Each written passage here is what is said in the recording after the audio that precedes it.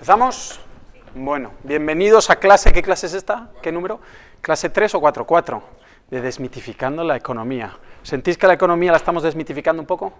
En todos esos artículos que no me estáis enviando, cuando los leéis, ¿pensáis que esto lo entiendo, esto me llama la atención? ¿Un poquito? ¿Poco más? Eso es lo único que pido.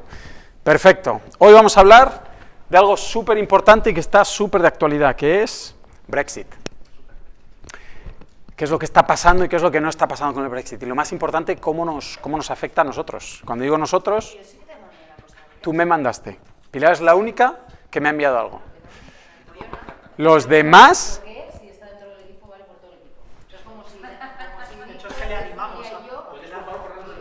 Eso es en lo que quedamos, ¿no? Que eso funcionaba así. Vale. Entonces, hoy vamos a hablar de la Unión Europea, vamos a hablar de la zona euro y vamos a hablar del Brexit. Porque antes de saber lo que es que se salen, cuando terminéis me avisáis. ¿Estamos? Vale.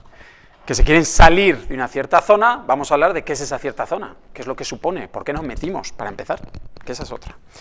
Y hoy por primera vez, vamos a empezar a poner dos modelos. Pedro, siéntate aquí, por favor.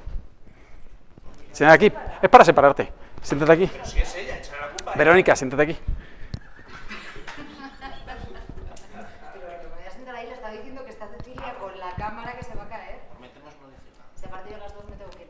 Bueno, hoy por primera vez vamos a hablar de dos maneras de ver el mundo. Desde el punto de vista económico, pero también desde el punto de vista político y casi desde el punto de vista social. Esto, lo primero que voy a decir, las opiniones de este autor no son las opiniones de Zeiss, no son las opiniones de esta SSC, son mis opiniones, ¿vale? Y esta no es una clase política, para nada. Pero sí que os voy a decir por qué determinados partidos políticos, por qué los partidos políticos típicamente de derecha en todo el mundo creen en una serie de medidas económicas y los de izquierda en todo el mundo creen en otras medidas económicas. Así de simple. Luego vosotros decidís. Y es porque por primera vez vamos a poner dos mundos enfrentados, que es el modelo keynesiano, que ahora os suena chino, con el modelo neoliberal. Y os prometo que esto va a ser interesante. Entonces, lo primero que vamos a hacer es una clase de historia, ¿vale? Nos va a llevar 5 minutos, que son los diferentes modelos económicos que hemos tenido. Vamos a hablar un poco de la Gran Depresión, por ejemplo. Vamos a hablar, por ejemplo, de la crisis del petróleo, porque es importante saber de dónde venimos para saber dónde vamos. Hasta los años 20, más o menos, ¿vale? Había lo que se llama el modelo clásico. Esto es una manera de entender la economía. El modelo clásico pensaba que no había, por ejemplo, paro de manera involuntaria y que las tasas de crecimiento, tanto del PIB, de la economía, como de los precios, eran naturales, se llamaban tasas naturales porque ocurrían pues como por ciencia infusa. ¿Por qué? Porque no habían visto otra cosa. Porque cuando nos encaminamos en los años 20, acordaros, el Charleston y todas esas cosas, en los felices años 20, era una fiesta continua, todo iba bien, no había paro virtualmente, no había paro. La economía iba creciendo, la inflación estaba más o menos contenida, entonces la gente pensaba que eso siempre iba a ser así. Y este era el modelo clásico. De hecho, se cambió del modelo clásico al... Ahora vamos. De hecho, aquí tenemos... Esos cacahuetes están ahora mismo, el cambio de paradigma, que se llama, número 1. Un cambio de paradigma quiere decir, pensamos que estamos viviendo en este mundo y de repente nos damos cuenta de que ya no vivimos en ese mundo. Ese cambio de paradigma número 1 fue la Gran Depresión. 5% de la nota, Pilar, para ti. La Gran Depresión. Cuando se produce el crash del 29 en el mercado bursátil en Estados Unidos, y de eso podemos hablar otro día, o tomándonos un café, lo que ocurre es que se dieron cuenta, ya no vivimos en este mundo. ¿Por qué? En este mundo no hay paro. Y famosamente se dice que Keynes, John Maynard Keynes, un economista británico, miró por la ventana, se me están poniendo de gallina, no es broma, porque yo he estado en esa ventana, yo he estado desde donde miró, que miró por la ventana y ¿qué es lo que vio? Vio a Jorge Torres Tarditi que le sonaba el teléfono y dijo Keynes, pero si los móviles no existen, estamos en los años 20. ¿Qué es lo que vio? Vio una cola de gente que estaba esperando para tomar en beneficencia para comer. Y él se dio cuenta, dice, pero si eso no es posible, si nosotros el paro no existe en nuestro modelo. Y se dio cuenta que esto había hecho un cambio de paradigma y que ahora estábamos hasta los años 70 en lo que se llama el modelo keynesiano.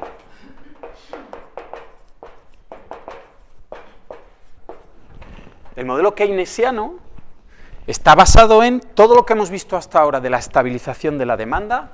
Si os acordáis, lo que hemos estado hablando hasta ahora en infinidad de ocasiones, aquí tenemos la tasa de crecimiento del Producto Interior Bruto, aquí tenemos la inflación, demanda agregada,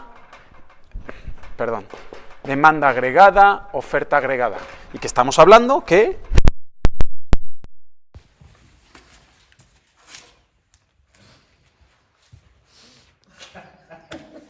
tipos.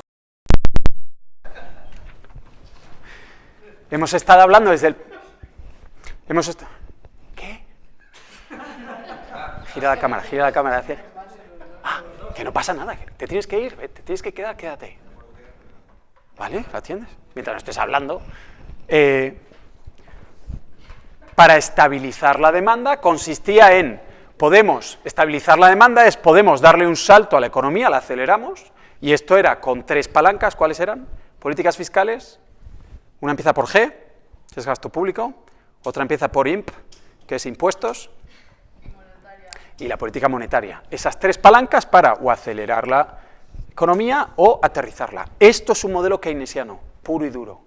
Me fijo en la demanda a través de G y de T, o la política monetaria a través de M. Esto es un modelo keynesiano puro y duro. Los economistas tenían groupies, desde los 20 hasta los 70 tenían groupies.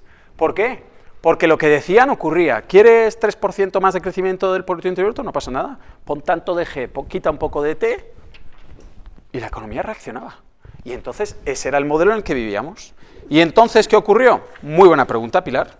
Pues que llegamos y aquí hubo otro cambio de paradigma. Y ahora vais a ver por qué es esto importante. Cambio de paradigma número 2.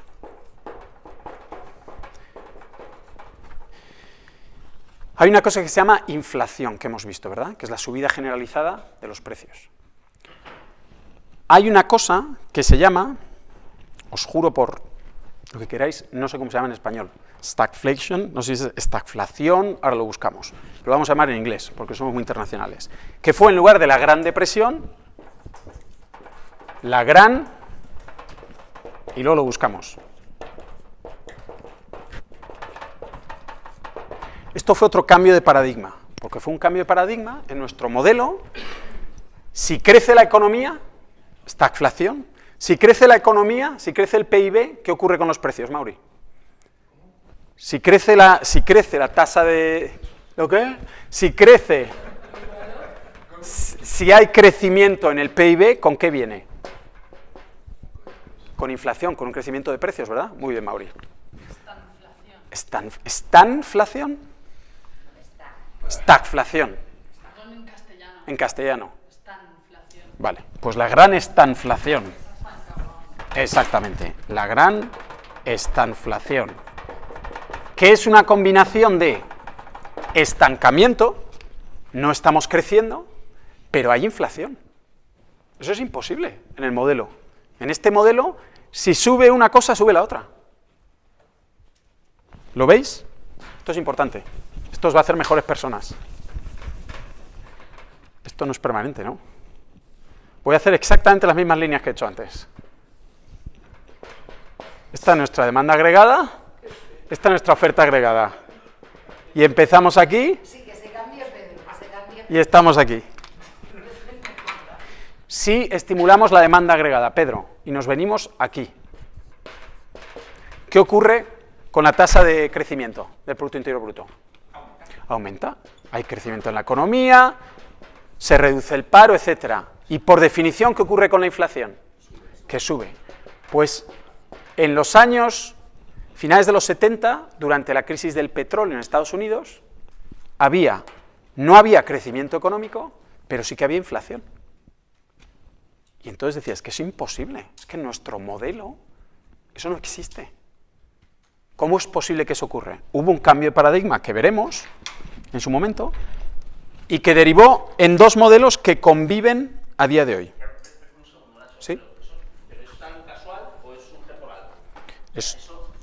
Eso surgió durante la crisis del petróleo, en los años 70, en la guerra del Yom Kippur con Israel, si nos vamos a poner técnicos, estoy aquí bailando, hay un bloqueo del petróleo, ¿vale?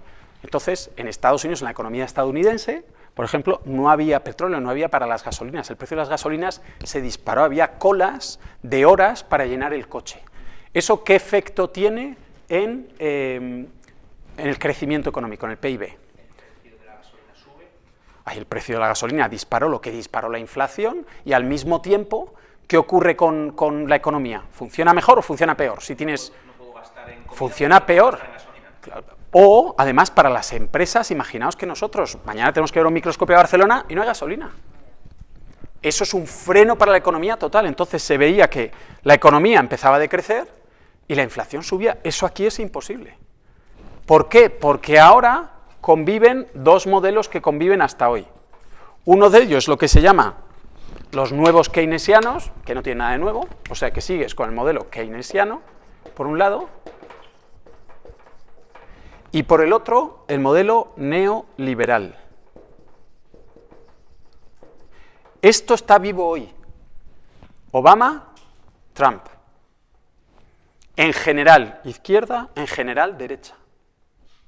Modelo keynesiano cree en esto, estimulación de la demanda. Modelo keynesiano cree un montón en G, Big Government, un gobierno que ofrezca un montón de protecciones sociales, un gobierno que para estimular la economía gaste dinero y con el efecto multiplicador que vimos, eso va a generar que la economía fluya.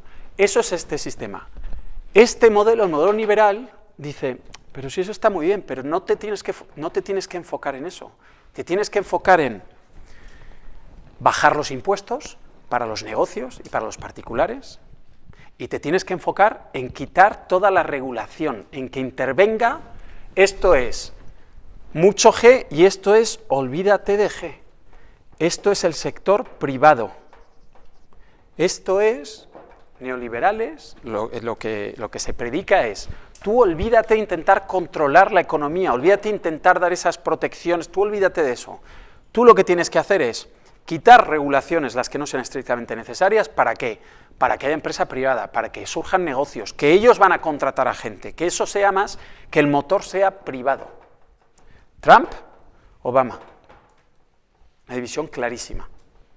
Derecha, en muchos sitios, izquierda, en muchos sitios. Y estos modelos, y entonces, ¿cuál es el modelo neoliberal? ¿Por qué voy con todo esto? Porque el modelo clásico, ¿puedo borrar esto? Esto que no habéis escrito, ¿lo puedo borrar?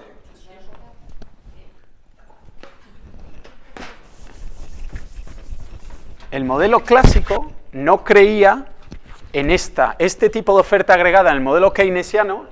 Esto es importante, esto está en el examen, Verónica.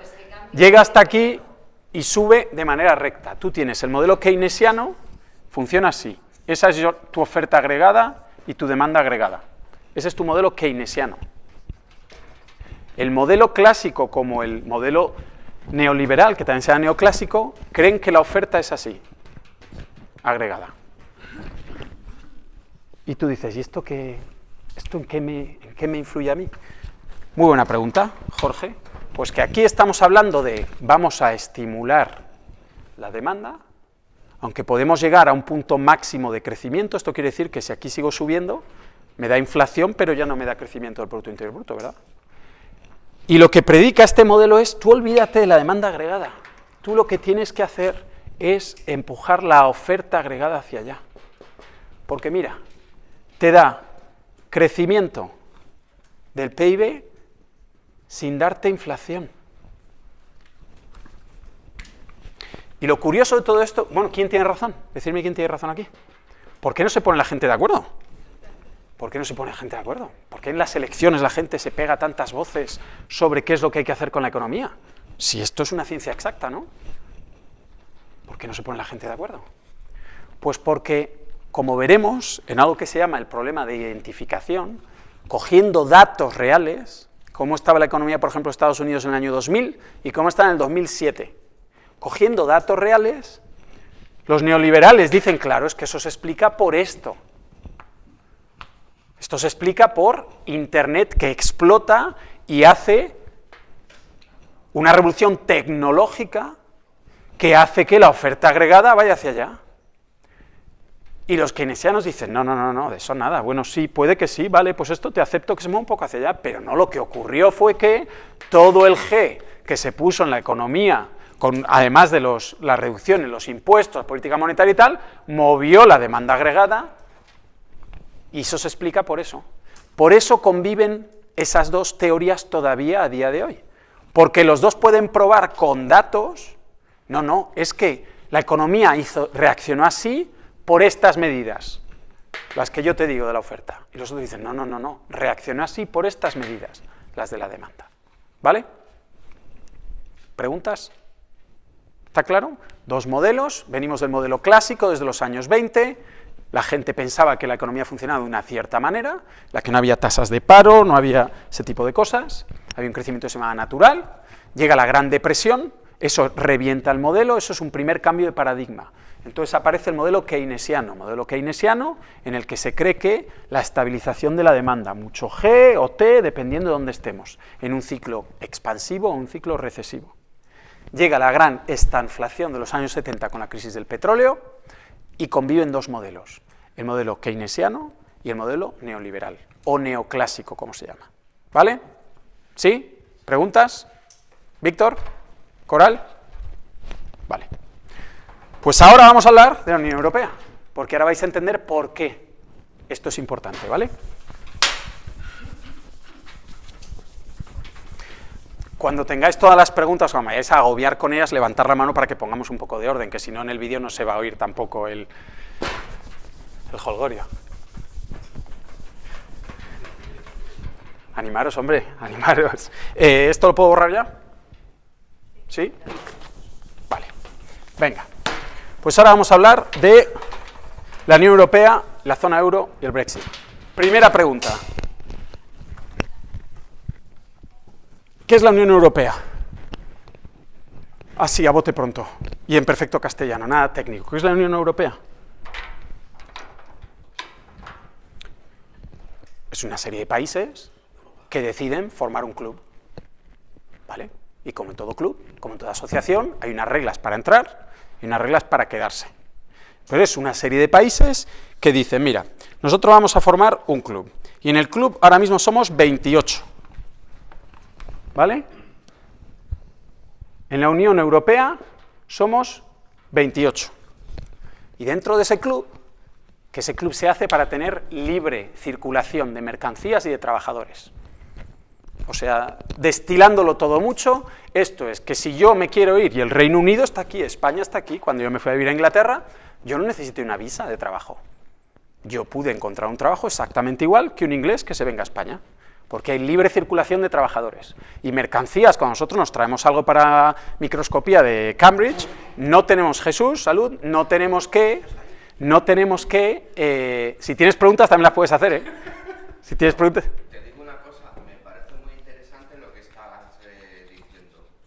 Eso lo tenemos en cámara, ¿no? Y sobre el Brexit. Perfecto. Entonces, he perdido el y mercancías, nos traemos algo desde Cambridge y no tenemos que pasar por una aduana, Mauricio. No hay que pasar por una aduana. Y si enviamos algo allí, tampoco. Pregunta. ¿Todos los países de la Unión Europea están en la zona euro? No. Estos son círculos concéntricos. Dentro de la Unión Europea tienes la zona euro, ¿vale? La zona euro. ¿Qué jeta tenéis? Que somos 19 países, ¿vale? Estos países, además de tener la libertad de movimiento de trabajadores y mercancías, compartimos la misma moneda, el euro, ¿vale? El Reino Unido no. UK dice, yo me quedo todavía con la libra esterlina. Vale, muy bien. Vamos a hablar de la zona euro. Es un club, como hemos dicho, ¿vale? Y para entrar hay que cubrir una serie de requisitos. Por ejemplo, os voy a dar 4. La inflación Uno es un requisito de inflación. Si tú quieres entrar, tu inflación no puede exceder en 1,5% la inflación de los 3 Estados miembros que tengan menor inflación. Pero para entrar. Y ahora vemos, para quedarse. Ha quedado con el para entrar. O sea, Tú es la condición. entras y luego para quedarte tienes que cumplirlos. ¿Qué ocurre? ¿Cuántos países se han echado de la Unión Europea, de la zona euro, por no cumplir esto? 0. ¿Cuántas multas se han puesto por no cumplir uno de los 4 criterios que os voy a dar? 0. Estuvimos a punto de poner una multa a la Italia de Salvini hace nada porque no cumplieron los criterios. Pero la inflación tiene que estar en, no puede exceder, o sea, tiene que ser menor o igual de más del 1,5%, eso quiere decir no puede exceder en 1,5%, esto lo tenéis en Wikipedia, si no queréis, la tasa de los 3 estados con menor inflación. ¿Esto qué quiere decir? Que si la inflación de Bélgica, Grecia y Alemania, digamos que es la más baja, no lo sé ahora mismo, y está entre ellos la media en un 2%, pues todos los demás, lo máximo que pueden tener de inflación es 3,5%. ¿Vale? Y para quedarse. Estos son requisitos para entrar y para quedarse. Uno de ellos es la inflación. El segundo, en teoría, te llaman a capítulo. ¿Cuántas veces habéis leído, en todos esos artículos que no estáis leyendo ni me estáis enviando, cuántas veces habéis leído cuando dicen Bruselas llama a capítulo a España, Bruselas le dice a España que tiene que cumplir los requisitos de déficit. Bruselas dice a España que tiene que implementar esta serie de mejoras en el mercado laboral, o etcétera, etcétera, para cumplir estos. Bruselas lo que hace es controlar y decir, oye, tú eres parte del club, tenemos 4 reglas y te estás saltando 2. Para mantenerte y cumplir esas 2, esto es lo que te recomendamos que hagas. Y si no, habrá una multa. No ha habido multa nunca. Es más, le rescatan, ¿no? Esa es otra. Luego hablamos cuando en Grecia, por ejemplo, hubo el rescate, cuando hablamos de la troika. ¿Qué es la troika? De eso hablaremos en otro día, pero la parte del rescate es, yo te voy a dar dinero y te voy a rescatar. Verónica, tú has pedido dinero a todo el mundo y no lo estás devolviendo. Tus finanzas están fatal, te han echado el trabajo, lo que sea. Y entonces me pides dinero a mí. Y yo te digo, vale, yo te voy a prestar ese dinero, pero te voy a poner condiciones. Te voy a prestar 1.000 euros, pero no quiero que salgas los fines de semana a gastarte esos 1.000 euros. No quiero que... Quiero que cada semana me envíes 3, ahora que no tienes trabajo, 3 trabajos a los que has aplicado. Yo me quiero asegurar que te presto el dinero y tú no lo estás malgastando. Y que tú me lo vas a poder devolver. Los rescates funcionan así. Yo, Troika, que es el Fondo Monetario Internacional, la Unión Europea, el Banco Mundial, dice, mira, vamos a rescatar a este país, que te vamos a dar tantas 1.000. Pero, cuidado, esto no es gratis. Primero viene con un tipo de interés que nos vas a tener que devolver y tienes que hacer esto. Y si no haces esto y no llegas, nosotros no te volvemos a rescatar. Así funcionan los rescates. Entonces, la inflación es una de ellas. Segunda, deuda pública. ¿Qué es la deuda pública? ¿Qué es la deuda pública? Es la deuda del gobierno. La deuda pública es lo que hablamos, letras del tesoro, etcétera, etcétera. Acordaros, yo sé que ha pasado un tiempo, pero no lo olvidéis. Me gasto 1.000 y solo recibo 700 por impuestos, me hace falta 300. ¿Y eso cómo lo saco? Lo pido prestado, emito deuda pública. Si me prestáis tanto, yo os voy a devolver cada mes un tipo de interés y al final, 1 año, 10 años, 30, os devuelvo el principal. Entonces, que la deuda pública no supere el 60% del PIB. ¿Cuál es la deuda pública española? Está por encima del 100% ahora. ¿Cuál es la deuda pública de Japón? 212%. Número 3. 60% del PIB. El interés a largo plazo. ¿Hay algún país que esté por debajo del 60%? Sí, Alemania. ¿Y alguno más? Sí, hay algunos. Pero en la Unión Europea, Alemania es un ejemplo de, somos un país con una productividad enorme, que pedimos prestado dinero. Esto es como Tú tienes varios amigos, tienes el amigo que se gasta, que cobra el día 1 y el día 4 se lo ha gastado todo, y tienes el amigo que cobra el día 1 y ahorra pasta y sale, pero es el que se contiene, etcétera, etcétera. Alemania es ese amigo, el segundo. También, o sea, Alemania es un país que tiene una densidad de población muy superior a España. Entonces, claro, si tuviésemos la misma densidad de población en España que en Alemania, tendríamos los mismos recursos. Vale. Es que todo tiene que ver un poco con la densidad de población, porque al final es la gente que tienes trabajando. Pero también toda esa gente es gente que está en coche por carretera. Entonces, si son dos veces el número de población, es 2 veces el número de población que está usando infraestructuras en un territorio más pequeño. En España tenemos las mejores infraestructuras de Europa con todo desiertos y todo trenes que no se usan, tal, porque España es un país muy poco, o sea, en relación al tamaño que tiene una densidad de población muy baja, entonces al final, o sea, La densidad de población, o sea, al final la puedes llevar a un estatus positivo o negativo, o sea, te quiero decir. por supuesto. Pero la tasa de paro, cuanta más gente haya, puede haber... La decisión de endeudarse o no, es puramente del gobierno. Me habéis elegido para que ponga en marcha una serie de políticas, y esas políticas van a costar tanto. Y yo decido qué hago con los impuestos. Y luego esto lo tengo que cubrir de alguna manera. Hay veces que generar deuda pública no es necesariamente malo, mientras puedas pagarla. Además, el interés a largo plazo, que veremos otro día, es un radar macroeconómico que te dice cómo van a ir las cosas en la economía, en el futuro. Y para eso tienes que emitir deuda. Pero perdona, Jorge, yo sé que tienes un comentario, pero guárdalo, déjame que haga los 4. ¿Estás bien, Jorge? ¿Estás bien? El interés a largo plazo es lo mismo que con la inflación, no puede exceder más del 2% de los 3 estados. Y la más importante para nosotros, la más importante es la número 4. Que es que tu déficit público sobre el Producto Interior Bruto sea menor o igual al 3%. Esta ya la hemos visto, de esta ya hemos hablado. Cuando hablamos de Estados Unidos, cuando hablamos de China, esta ya la vimos. Que es que lo que tú te endeudas sobre lo que produces cada año sea menos o igual que el 3%. Lo que yo me endeudo cada año, yo me gasto 1.000, gasto público, por impuestos me vienen 700, o sea, esos 300 que tengo que financiar emitiendo deuda pública, cuando eso lo divido por todo lo que yo produzco, el Producto Interior Bruto tiene que ser menos del 3%, menos o igual del 3%. No, esto es número 4, interés a largo plazo era el número 3. ¿La fórmula que te da? ¿Qué te dice? Te da un porcentaje, 5%, si esto es un 5%, quiere decir... Esto es el porcentaje de deuda, esto en realidad se llama el Pacto de Estabilidad y Crecimiento de la Unión Europea. Este ratio es el ratio de deuda pública sobre tu PIB, se llama así, o sea, no tiene, lo podemos llamar Susana, pero se llama así. El ratio de déficit público sobre el PIB. Y esta es la madre del cordero en la zona euro. Y ahora os voy a explicar por qué.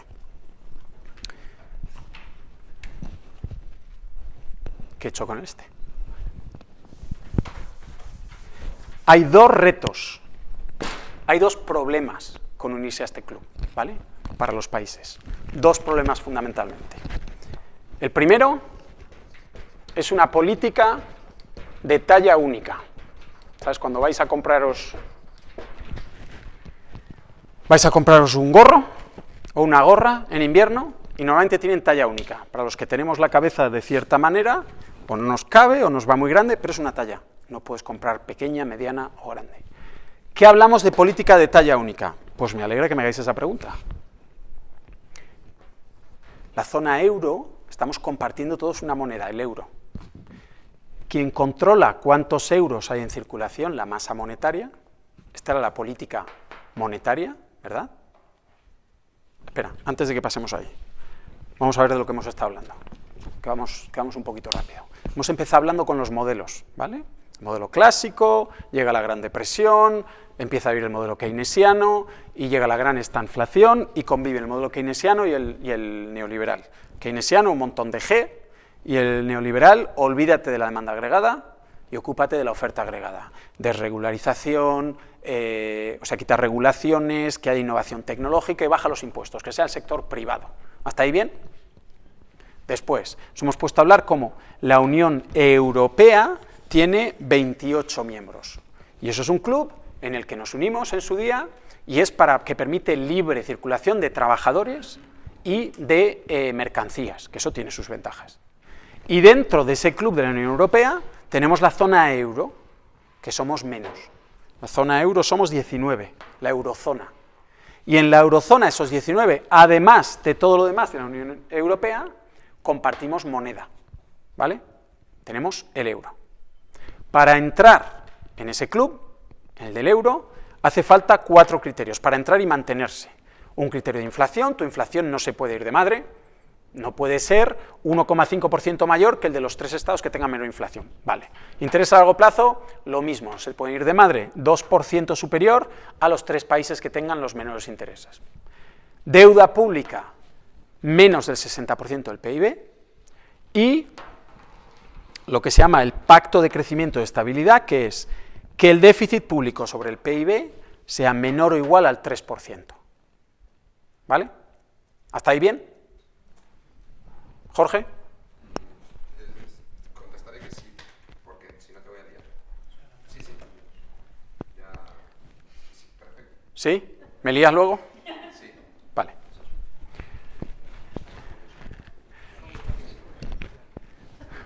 Eso es cuando sales por ahí. Dices, una más, no que te voy a liar.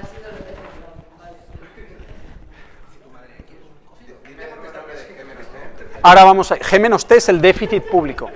G-T es déficit público. Entonces, política de talla única. ¿Qué quiere decir esto?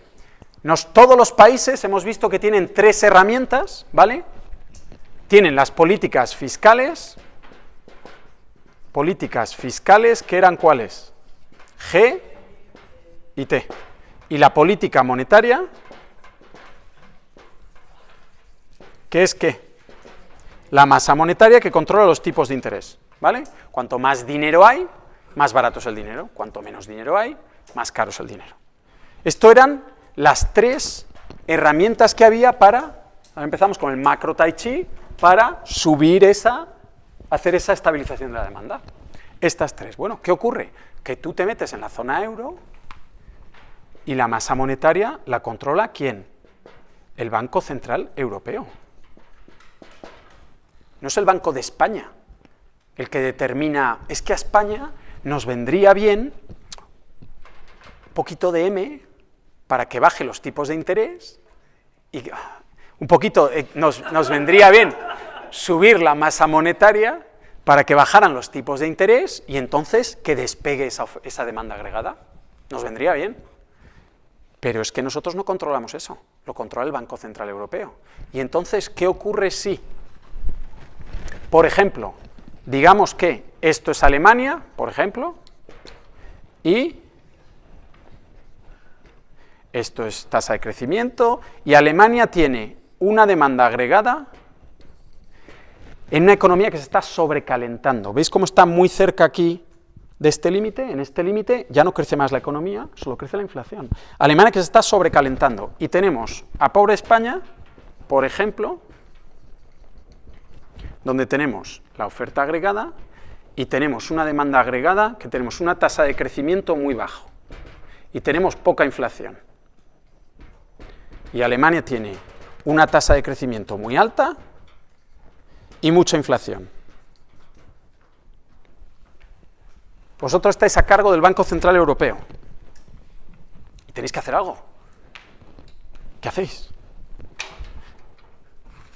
Si el Banco Central Europeo dice, venga, vamos a bajar la masa monetaria para que suba los tipos de interés, que eso es tradicionalmente un freno para las economías. Tipos de interés más alto, acordaos del ejemplo, vamos a abrir una nueva planta de fabricación allí y vamos a pedir un préstamo. Y ahora el tipo de interés son 2%, vale. Mañana tipos de interés son 85%. Todo esto es para la demanda. Todo esto es para controlar, estabilización de la demanda, son estos 3. En definitiva, lo que planteas es cómo actuar sobre las diferencias. Sobre las diferencias económicas. Me estás liando ya, sí. Aquí es una política de talla única. Si yo soy el Banco Central Europeo y subo los tipos de interés, ¿qué le ocurre a la economía alemana? Se ralentiza, lo cual me parece bien, porque tenía un montón de inflación, baja la inflación, aunque baje un poquito el crecimiento, se ralentiza, pero es que nos estábamos saliendo de madre. ¿Pero qué le estamos haciendo a España? Nos vamos al carajo. Por eso decía que lo que me está preguntando es cómo actuaría el Banco Claro, Central Europeo sobre el problema que tiene el Banco Central Europeo es que es una política de talla única, es una política para todos, y cada país puede necesitar algo distinto. Alemania puede necesitar que se reduzca la masa monetaria para que suban tipos de interés, nos viene bien, estupendo, pero nosotros estamos ahí diciendo, nos hundís. Pero estamos negando la mayor. Nosotros nos hemos metido en este club, Pilar, tiene muchísimas ventajas, Esto es como cualquier pacto comercial. Ahora el Brexit consiste que el Reino Unido está diciendo, yo ya no quiero ser parte de la Unión Europea. O sea, yo estoy completa y totalmente a favor de la Unión Europea y de la zona euro. 150%. Me parece que tiene muchísimos más beneficios que inconvenientes. Esta es mi opinión personal. Tú no puedes vivir pegado a una zona comercial que es del mismo tamaño que los Estados Unidos cuando trabajamos todos juntos y querer estar fuera. Y que cuando alguien quiere comerciar contigo, mercancías tengan que pasar por aduana y tengan que pagar unos impuestos y tú lo mismo. Y que no haya libre circulación de trabajadores. La diversidad nos aporta riqueza. Que aquí venga alguien a trabajar de otro país es bueno. Nos aporta riqueza. Entonces, si tú quieres estar fuera de ese club, lo que vas a hacer es sufrir económicamente. Pero ahora voy. Esta es la primera, política de talla única. ¿Lo entendéis todos? Pero Inglaterra no está dentro del Banco Central. No. Esto no es por lo que Brexit se quiere salir. No. Esta es la política de talla única. ¿Entendéis esto? ¿Pedro? Sí. Más o menos M, para ti. Sí, vale. Yo lo entiendo, pero además es que tú estás poniendo además la misma gráfica para Alemania y para España, pero si, no sé si me estoy perdiendo, pero si ahora mismo no sé qué gobierno hay en Alemania, pero y si en España está a la izquierda y en Alemania está a la derecha, ¿se multiplica eso? Claro, o sea, esto es el efecto, ahí voy. Este es el efecto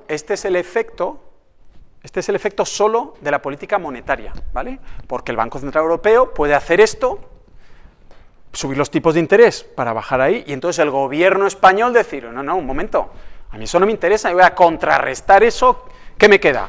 GIT, con gasto público o con impuestos. Pero aquí viene el segundo problema. Y el segundo problema, me alegra que me hagáis esa pregunta, es el pacto de crecimiento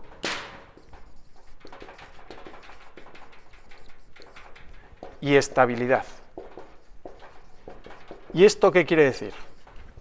Pues quiere decir esa condición.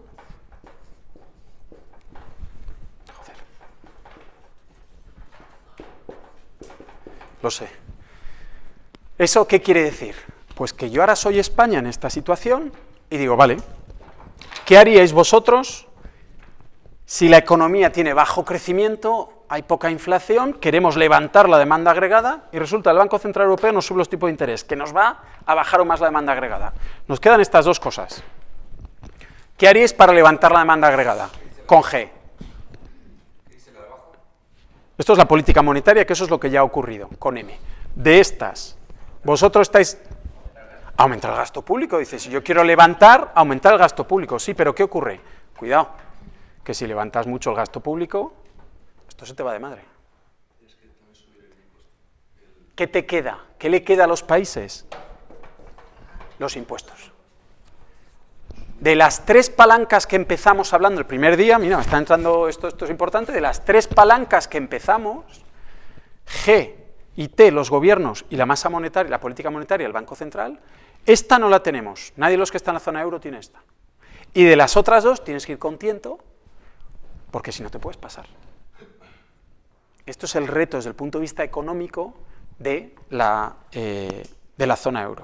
Y la pregunta más importante, y por qué os he hablado de historia al principio, es ¿por qué el Banco Central Europeo está obsesionado con la inflación? El mandato del Banco Central Europeo incluye que tienen que mantener la inflación por debajo de o por debajo del 2%. ¿Por qué? ¿Por qué quieren contener inflación y por qué quieren contener esto? ¿Por qué quieren que los estados contengan G? Aquí viene la madre del cordero. Pedro, tú sin querer lo has dicho antes. Distintos modelos. Porque el Banco Central Europeo cree en este modelo. Y en este modelo, si tú dices, podéis poner G, todo lo que queráis, no pasa nada, no hay un freno para que os echemos del club, si vosotros podéis utilizar G a vuestro libre albedrío, ¿qué ocurre si tú estimulas la demanda agregada en este modelo? ¿Se mueve? ¿Hay tasa de crecimiento?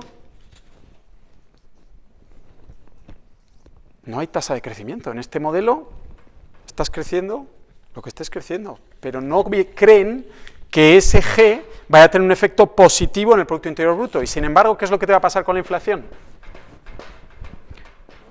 Que se dispara. El Banco Central Europeo cree en este modelo. Por eso quieren contener el gasto público. ¿Y por qué, y termino, el Banco Central Europeo cree en este modelo y está obsesionado con la inflación? ¿Por qué está el Banco Central Europeo en Alemania? ¿Por qué está en Frankfurt? ¿Por qué no en Motril? ¿Por qué está en Frankfurt el Banco Central Europeo? Porque con la creación del euro y de la Unión Europea querían tener súper controlada la inflación. Y eso viene de la hiperinflación que ocurrió en Alemania, que está ocurriendo en Venezuela ahora, la hiperinflación en Alemania durante la República de Weimar. ¿Qué es la hiperinflación? Son crecimientos. Nosotros hablamos que la inflación el año pasado en España 3,2%. Vale. El nivel de precios subió un 3,2%. En Venezuela, la inflación, la hiperinflación ahora, mes a mes, no me acuerdo de las últimas cifras, pero no sé si está el 10.000, el 20.000, el 30.000%. En la República de Weimar, durante los años, cerca de los años 20, la República de Weimar en Alemania, la hiperinflación lo que hizo fue comerse los ahorros de todo el mundo. ¿Por qué? Porque si yo tengo ahorrados 1.000 euros y comprar una barra de pan cuesta 1 euro, pero si mañana la barra de pan cuesta 100 euros y al día siguiente la barra de pan cuesta 1.000 euros, ¿qué valor tienen mis ahorros? Nada. No puedo ni comprar una barra de pan. Y Alemania está obsesionada, y yo esto lo voy a encontrar, está obsesionada con evitar la hiperinflación. Y estos son fotos durante la República de Weimar. Estos son niños haciendo castillos de bloques con fajos de billetes. Esto es una señora echando billetes es que no puedo tirar mucho, a la chimenea para hacer fuego para calentar. ¿Por qué? Porque el dinero ya no vale nada. Que es lo mismo que os dije, esto es alguien en Zimbabue yendo a la compra hace unos años. Yendo a la compra, y esto es en Alemania, durante la hiperinflación, niños jugando con bloques, con fajos de billetes, como si fueran bloques, porque el dinero pierde su valor. Por eso tenemos uno de los criterios es la inflación y otro de los criterios para asegurar que G no se va de madre. Aquí la terminamos hoy, por cierto, que hemos empezado más tarde. A 1:30, vale. Entonces, ahora vamos a poder hablar de Brexit en sí. Ahora que ya sabemos lo que estamos hablando aquí, ¿por qué se quieren ir? Por favor, todas las que queráis. ¿Por qué Suiza no se metió en la Unión Europea? Porque tenían muy poco que ganar desde el punto de vista económico. Suiza, ¿qué es lo que vende Suiza? ¿Qué es lo que produce? Produce turismo, produce bancos, produce chocolate y produce bienes de lujo, sobre todo produce bancos.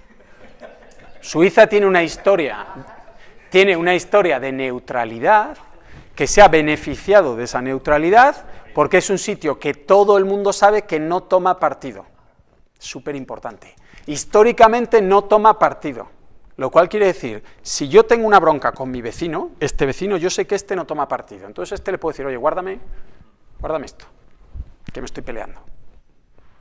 Y unas leyes, hasta hace muy poco, súper opacas, de la pasta que pones, dónde la pones, qué haces, etcétera, etcétera. Tenían poco que sacar en tomar partido.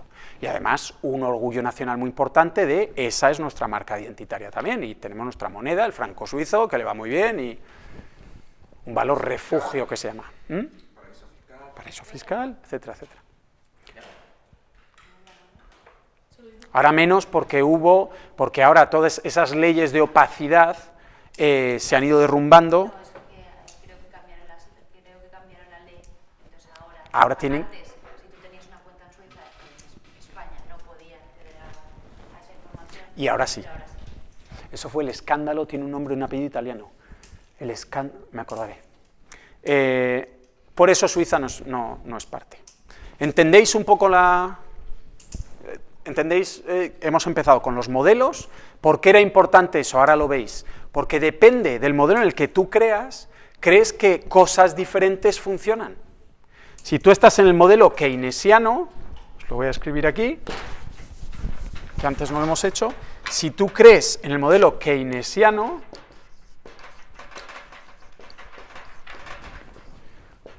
tú crees en... Esto no es un rapero, Big G, esto es en gobierno extenso, digamos, políticas sociales de protección, gasto del gobierno para reactivar la economía. Tú crees en estabilización de la demanda. Todo lo que hemos estado viendo, estabilización de la demanda a través de G, T y M. Tú eso es lo que crees. Estoy moviendo la demanda. Esto arriba o abajo. Este es el modelo que tú crees. Este es el mundo que tú crees que funciona. ¿Podéis identificar esto con partidos de izquierda, ya sea aquí o donde sea? Sí. Políticas sociales, un gobierno grande, que si pasa algo, aquí está el gobierno, un sector, Big G también quiere decir un sector público, o sea, un sanidad pública, que eso en Europa, en la Europa democristiana, no lo ponemos en tela de juicio. Sanidad pública, lo normal, no es lo normal en otros países. En Estados Unidos no hay sanidad pública, por ejemplo. Gobierne quien gobierne, como Obama tampoco había sanidad pública, por eso ahora veis en los debates que seguro estáis siguiendo en el Partido Demócrata, una de las cosas que se pone es, queremos sanidad universal para todos, y eso se considera radical de izquierdas, porque Obama aquí sería de centro-derecha, y allí ya se consideraba de izquierda. Entonces, esto es el modelo keynesiano, y el modelo neoclásico o neoliberal, en lo que cree es en el sector privado, se dice desregularización, cuando se quitan leyes que, por ejemplo, si quieres abrir un salón de manicura en Arkansas, te hacen falta 16 licencias, no es broma. Una desregularización dice, pues que te haga falta una licencia de sanidad y que puedas abrir por ejemplo, si para hacerte autónomo tienes que pagar tantas mil y son barreras, lo que la desregularización dice, ¿no? Que todo el mundo se puede hacer autónomo y en 5 minutos, que sea firmar un papel, firmar otro, y ya está, ya puedes ponerte a hacer negocio. Privado, desregularización,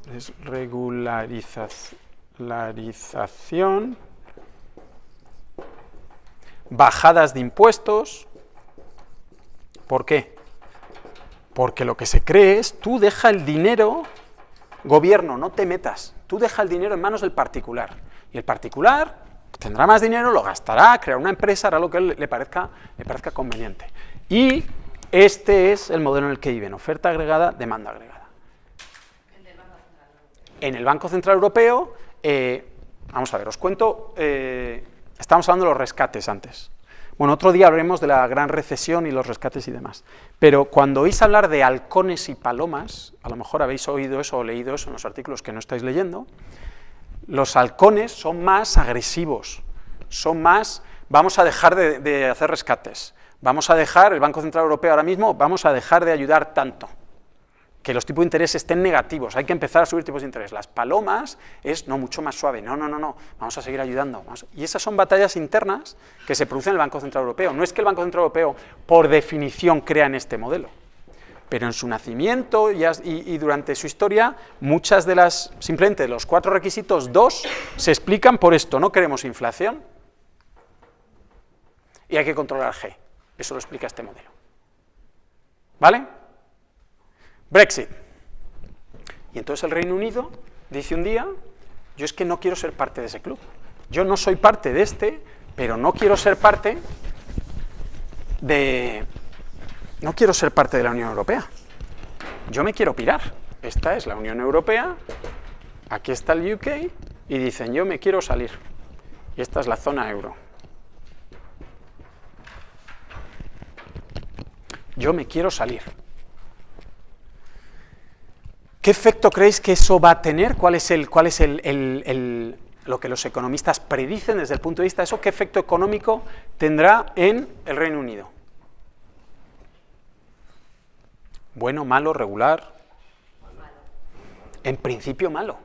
En principio estás poniendo barreras donde no las había.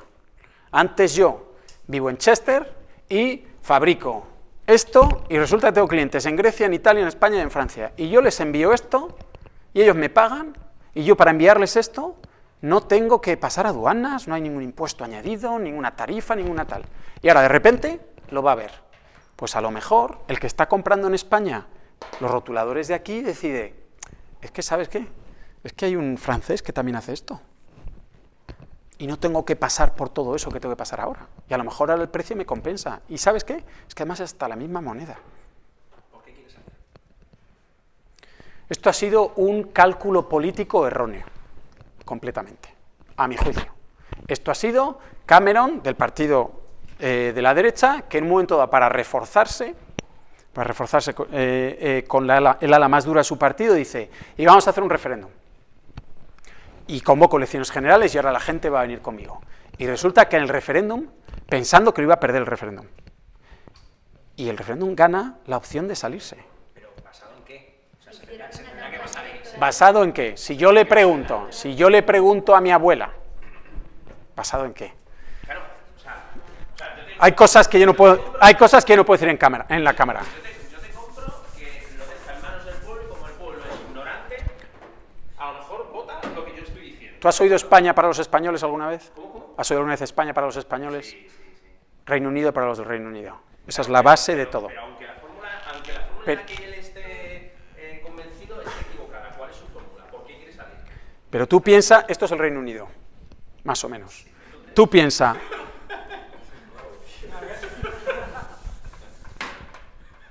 Esto es Escocia, ya me estoy liando.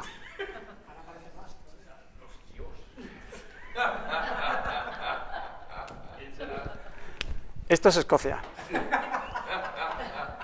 Esto es Escocia. Londres. Las grandes ciudades. Cuando tú miras cómo se ha repartido el voto, la opción para salir era mayoritariamente gente en pueblos pequeños rurales y mayores de una cierta edad. ¿Vale?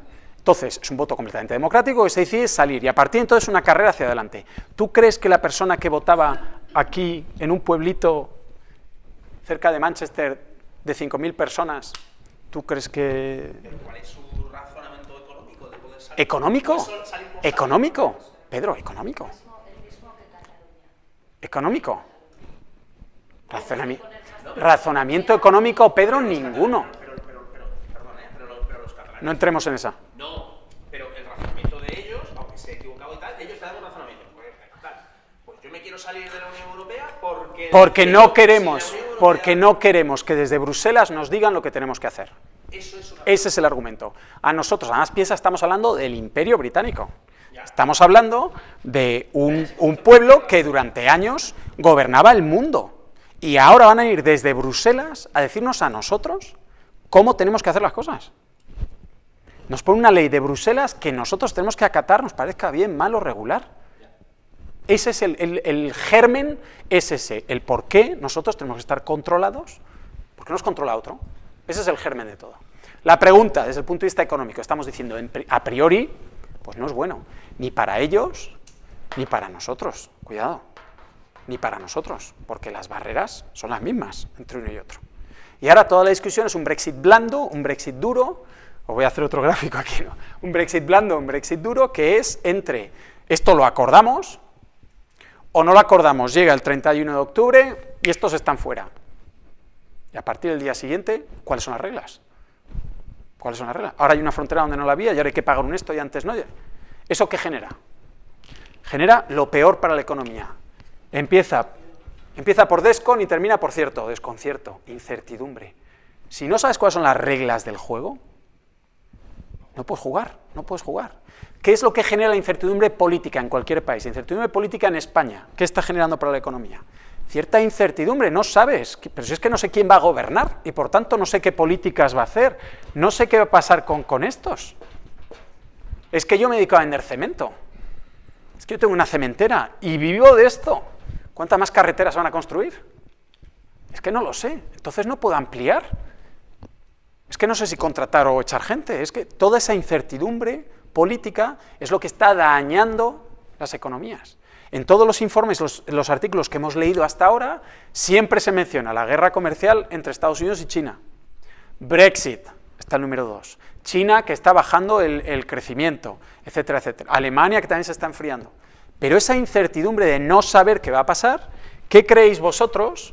Y ahora os llevo a un gráfico que hicimos la última semana, que os acordaréis perfectamente. ¿Os acordáis cuando estábamos hablando de, estos son fondos prestables?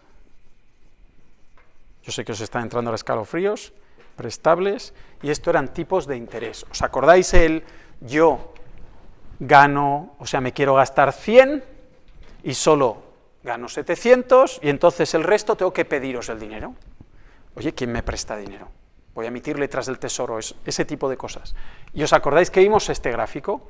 La demanda de fondos prestables y la oferta de fondos prestables. Esto lo vimos como, estos son los fondos que se prestan y esto el tipo de interés del dinero. Hablamos de esto en el marco de Estados Unidos y China, cómo Estados Unidos tiene un budget deficit, genera letras del tesoro, o sea que va a necesitar más fondos, le da más tipo de interés a los que estáis con dinero en el bolsillo, pero uno está en Singapur, otro en México, otro en Alemania, tenéis que cambiar vuestra moneda por dólares, ¿os acordáis de todo esto? Y eso hace que el dólar se aprecie, etcétera, etcétera. Esa conversación. En este marco, ¿qué creéis que está pasando o qué ha pasado con el tipo de cambio de la libra esterlina? Yo soy el Reino Unido y voy a gastarme 1.000 y solo me entran 700, necesito 300 libras esterlinas. Y Mauri es un inversor, es un banco, es una aseguradora, es alguien en su casa que tiene euros. Y Mar tiene dólares de Singapur. Y Pilar tiene dólares estadounidenses. Y Coral tiene francos suizos. Y digo, oye, me hacen falta 300 libras. Soy el Reino Unido. Vosotros podéis prestármelas a mí o a cualquiera de los otros gobiernos que se financian, que son todos.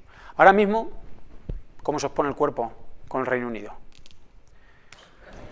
Pues es que no es el momento, es que no es el momento. Es que, Nacho, te conocemos bien, yo sé que parece que nos lo vas a devolver, pero es que no es el momento, es que tienes un follón que hasta que no te aclares, hasta que yo no sepa cuáles son las reglas aquí, cómo te va a impactar, cuánto tiempo va a durar. Eso, perdón, Mauri, termino. ¿Eso qué hace aquí? Que la oferta de fondos prestables, la gente que está dispuesta a decir, yo te presto estas libras, se reduce radicalmente. Y si hay menos gente que está dispuesta a prestarme libras, hay menos gente que quiere comprar libras para prestármelas, ¿qué pasa con el tipo de cambio de la libra? Baja, la libra se deprecia, la libra vale menos. Y esto es hora por hora. Si os metéis en un gráfico del tipo de cambio de la libra, con el dólar o con el euro, ves que ayer, cuando se anunció por Twitter, hemos llegado, vamos a una prórroga hasta el 31 de enero para el Brexit, automáticamente la libra se aprecia. ¿Por qué? Porque hasta el 31 de enero, pues hay oportunidades de que esta gente lo arregle, sea un Brexit blando, habrá otras reglas, pero las conoceremos. Oye, necesitaban 300, toma, aquí tienes 20. Yo compro libras para prestártelas, por lo tanto, el tipo de cambio de la libra se aprecia. Eso se ve al minuto, al minuto. Entonces, la libra ha ido decayendo, se ha ido depreciando. ¿Por qué? Por toda la incertidumbre. Brexit duro, no Brexit duro, ahora Boris Johnson, que es el primer ministro británico, disuelve el Parlamento, no les permite votar porque él lo quiere hacer de una manera sin que esté negociada, los otros países no saben qué está pasando, Trump mientras tanto por detrás diciendo cojonudo. ¿Cuál es la reacción de Trump a todo esto? Está diciendo, si tú te sales, en 10 minutos tenemos un pacto de comercio entre tú y yo. ¿Qué está diciendo Trump? A ti no te hace falta esta gente para comerciar. Comercia conmigo. Que Estados Unidos e Inglaterra siempre han hablado de una relación extraordinaria y especial entre ellos. Siempre. ¿Por qué? Aquí Trump está diciendo, tú te sales de aquí, es una oportunidad que no puedo dejar pasar.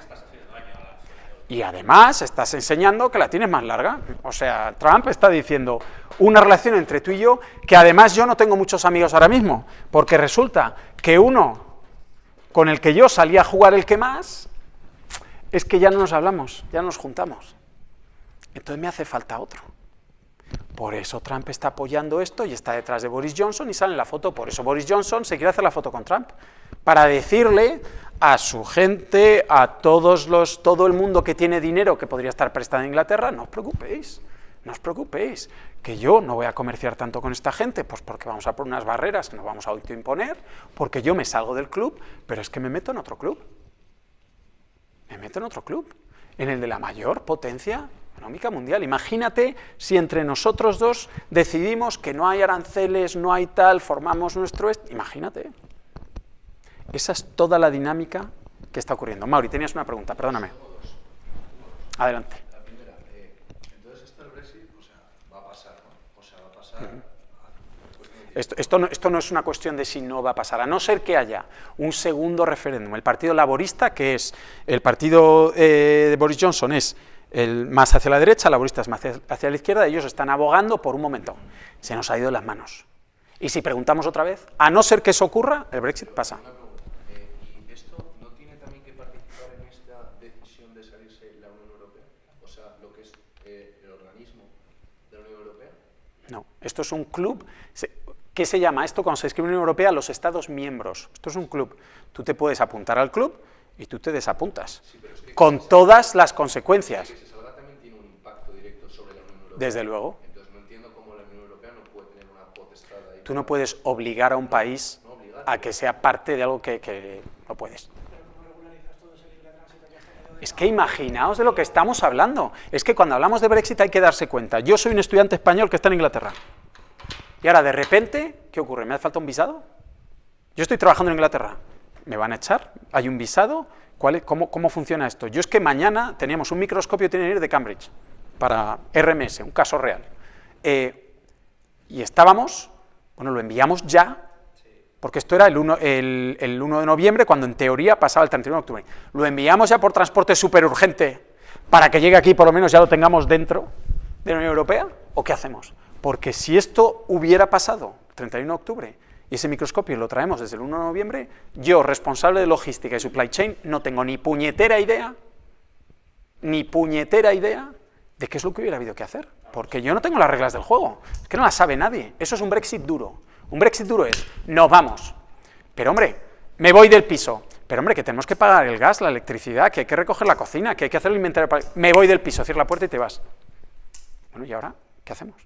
En lugar de, me voy del piso, me voy en 4 meses. ¿Vale? ¿Cómo lo organizamos? Eso es un Brexit blando. ¿Y la segunda pregunta? ¿Qué impacto va a tener esto sobre todo lo que... es un poco eso, ¿no? Todo lo que tiene que ver con todos los negocios de Inglaterra?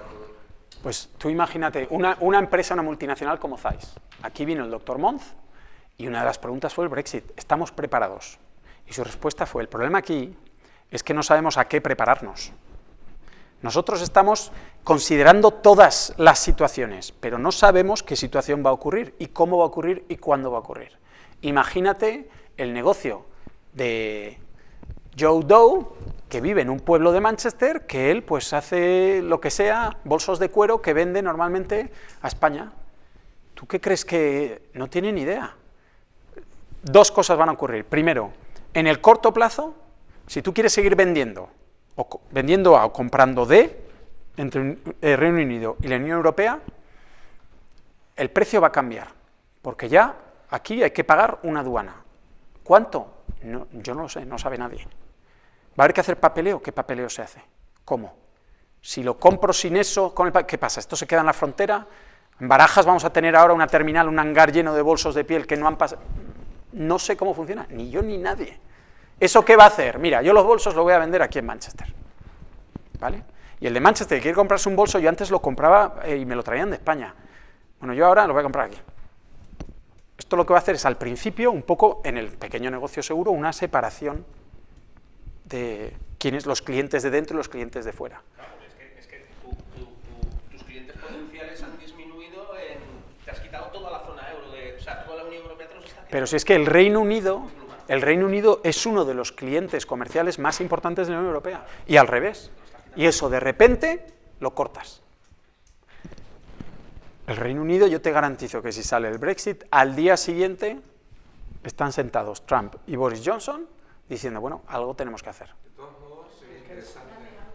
Dame algo. Pero porque se beneficiarían los dos también, o sea, en este caso se beneficiarían los dos.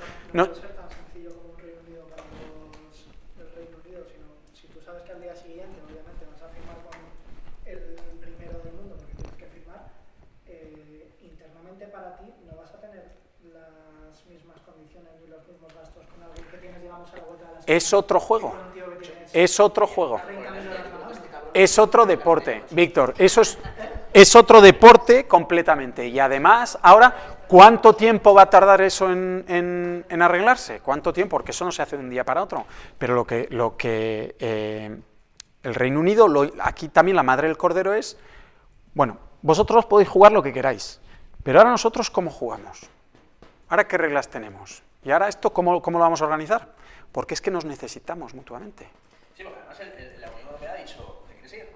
Claro, la Unión Europea, ¿qué ha hecho? Imagínate que la Unión Europea lo que quería el Reino Unido al principio es decir, mira, yo me voy, no queremos ser más, pero mantenemos libre, o sea, no ponemos aduanas, ¿no? Mantenemos libre todo, yo ya no soy parte vuestra, a mí desde Bruselas no me decís lo que tengo que hacer, pero yo os puedo vender y comprar sin que sepa. Y la Unión Europea dijo, no, si te vas, te vas. Porque si no, ¿qué pasa? Esto es un precedente, no se ha ido nunca nadie a la Unión Europea.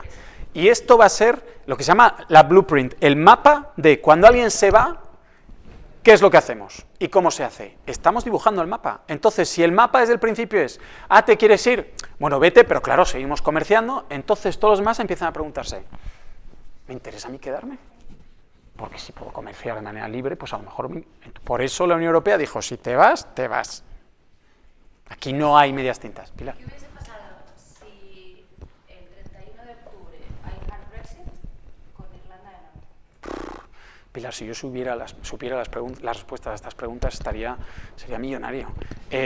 Pues es que esa es una de las madres del cordero, pensar que el Reino Unido, ¿por qué en Escocia, aquí en la parte de arriba, por no decir la punta, por qué en Escocia virtualmente el 100% se quería quedar en la Unión Europea? Porque los escoceses reciben un montón de pasta de la Unión Europea, un montón.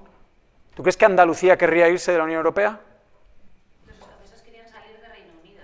Los escoceses lo que querían es quedarse en la Unión Europea, hasta el punto de cuando después del Brexit, lo primero que dijeron los escoceses fue, vale, pues el siguiente referéndum va a ser porque nosotros ya no queremos ser parte del Reino Unido. Y ahora, si antes no queríamos por razones históricas, William Wallace y todas estas cosas, ahora es porque es que nos quedamos con el culo al aire. Entonces, Escocia, Irlanda del Norte, la República de Irlanda, Gales, es que cada uno... El problema de Escocia, o sea, Escocia al final las fronteras físicas son con Inglaterra. El problema es Irlanda del Norte. Tienen, o sea, es toda una frontera que no hay fronteras. O sea, Tienes la República de Irlanda, que sí que es parte, y la de Irlanda del Norte, que sí es parte del Reino Unido y se sale de la Unión Europea. ¿Qué hacemos? ¿Construimos ahora otra vez las garitas? ¿Ponemos...? No tengo respuesta, Pilar. ¿Qué hubiera pasado? Es que además, ¿qué hubiera pasado? Fíjate, estamos a 28, 29, ¿no? Y ayer fue cuando llegaron a un acuerdo de decir, calma, hasta el 31 de enero. Imagínate que salen de esa reunión y dicen, no hay acuerdo. ¿Qué hubiera pasado? No tiene nadie ni idea de si yo, el día 1 de noviembre, estoy en la República de Irlanda y hago... Y ahora estoy en Irlanda del Norte, ahora que soy un extranjero, quiere decir, ¿me hacía falta un visado para entrar de turista? ¿Con mi pasaporte vale o no vale? Hay una demanda en el Reino Unido ahora mismo, si tú tienes, no sé exactamente la legislación, si tienes abuelos irlandeses, de la República de Irlanda, tú puedes pedir la nacionalidad irlandesa.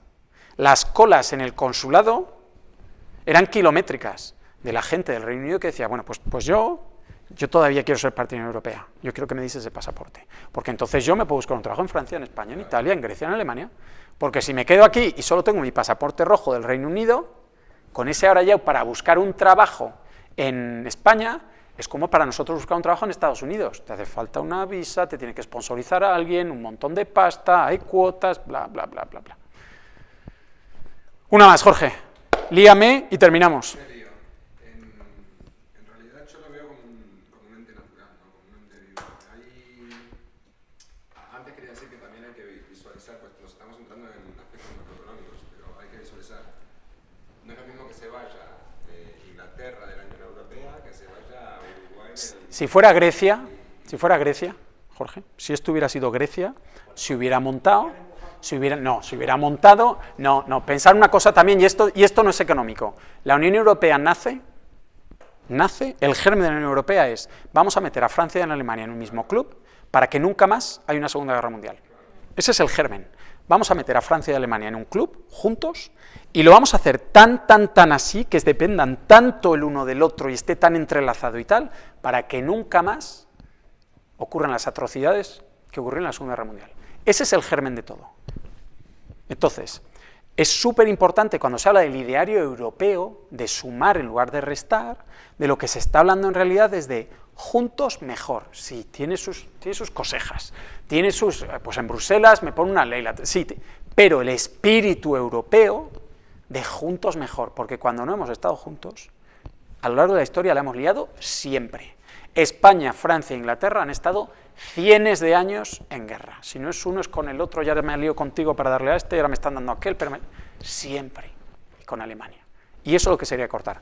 Jorge, entonces sí tiene una dimensión que no es solo macroeconómica, tiene una dimensión social enorme. Por ejemplo, en la comparativa, ¿no? En la tabla de comparaciones, estamos hablando de un país con una producción altísima, rodeado de países que salvo Alemania, Francia y un pelín España tal vez, un pelín, que son grandes productores con unas infraestructuras increíbles, mientras que nosotros somos un país de servicios, tal vez, materia prima. Nosotros estás hablando de España. España comparado con la producción que puede tener Alemania o Inglaterra es que es... Sí, pero también España son 45 millones de clientes. O sea, España, Alemania también lo ve, todos esos BMWs, que tu BMW, ¿de dónde viene? Se vende aquí también. Yo estaba en Inglaterra, alguna cosa de Inglaterra he leído. Si tú tienes que elegir 3 países en la Unión Europea, no tendrás ninguna duda que son Alemania, Inglaterra... Desde el punto de vista de fortaleza económica, sí. Económica y de grandes amigos que tienen ellos, o sea, lo que decía antes Víctor, ¿no? Si va a negociar... A ver, todo esto lo digo porque evidentemente que la Unión Europea va a poner trabas si va a querer negociar en el ámbito de la Unión Europea, pero negociar significaría darle a Alemania la camiseta de líder que guíe el... La tiene desde hace años. Vale, ¿y a Inglaterra quién le sigue? Quiero decir... En este caso, todos los demás lo que van a intentar hacer es después, si tú quieres hacer un pacto de libre comercio, tú hablas con la Unión Europea, ¿vale? Entonces el Reino Unido dice, yo me acabo de salir de este club y voy a tener unas condiciones con ellos, las que sean. No van a ser las que tenía antes. Me voy a buscar otro amigo. Pero lo que tocábamos antes el tema de la moneda. Sí. La libra ha bajado, sí, también tiene unos subidones hace 8 meses que estoy viendo el gráfico, que son increíbles. ¿Pero por qué son los subidones, Jorge? Porque parecía que iba a haber un acuerdo negociado, un acuerdo... porque se iba a reducir la incertidumbre. Vale, pero te quiero decir para que veas por qué no entiendo algunas cosas que explicamos. Saliendo de esos paradigmas, que está muy bien la matemática, porque 2 más 2 seguirá siendo 4, yo esto lo veo como que nadie le rechazaría en su sano juicio. Quiero decir que la Unión Europea le puede poner pegas, pero sigue siendo Inglaterra. Y si levanta la mano, difícil que no quieras negociar con ellos. Es un país de los 5 top. Sí, pero la Unión Europea junta es la segunda potencia económica, la tercera detrás de China. Pero esto no es una cuestión de ego, Jorge. La Unión Europea está jugando su papel. ¿Te quieres ir del club? Te vas, pero con todas las consecuencias. Y por dentro está diciendo, hostia, se va del club. Y el Reino Unido está diciendo, nos vamos del club porque a mí no me dice nadie desde Bruselas. Y según está diciendo, hostia, que nos estamos yendo del club. O sea, que aquí nadie está contento. Que aquí Brexit no fue un 95% contra un 5%, fue un 52, 48, si recuerdo bien. Que no es que nadie, en todo esto, no gana nadie. Nadie. El único que puede que salga ganando es Naranjito. El único es Naranjito. Es el único que puede salir ganando con esto. De los que estábamos aquí, no sale ganando a nadie, no le gusta a nadie.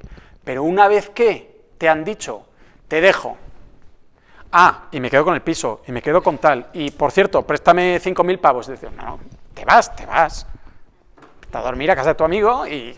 ¿Qué me estás contando? Claro. ¿Tú sabes lo que China ha estado haciendo durante años? Durante años China se está haciendo enorme en África.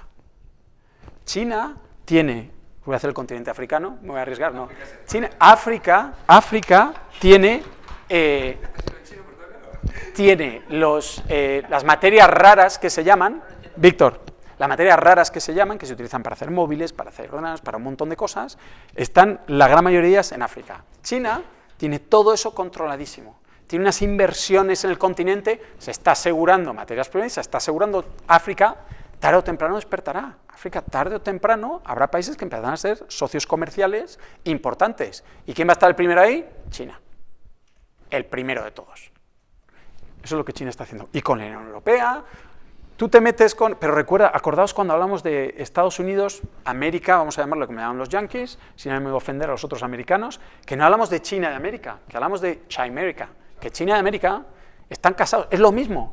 Estos dos están, ostras, que me voy, y estos dos están manipulando la moneda, pues no compréis de China, y luego por la tarde han llegado los 6 billones de dólares que nos manda cada tarde China, han llegado, pensaba que lo había cabreado de verdad esta vez. Y el chino está diciendo, el naranjito este es que no lo soporto, no mandamos los 6 billones. Y le está diciendo el Banco Central chino, jefe, es que si no mandamos los billones, el valor del dólar cae en picado y tenemos aquí trillones de dólares. ¿Qué hacemos con ellos? Aquí está todo entrelazado y cada uno juega su papel. Dicho lo cual, espero que hayáis disfrutado una vez más desmitificando la economía y nos vemos, me parece que es la semana que viene, cuando sea, mira en calendario, ¿vale? Gracias.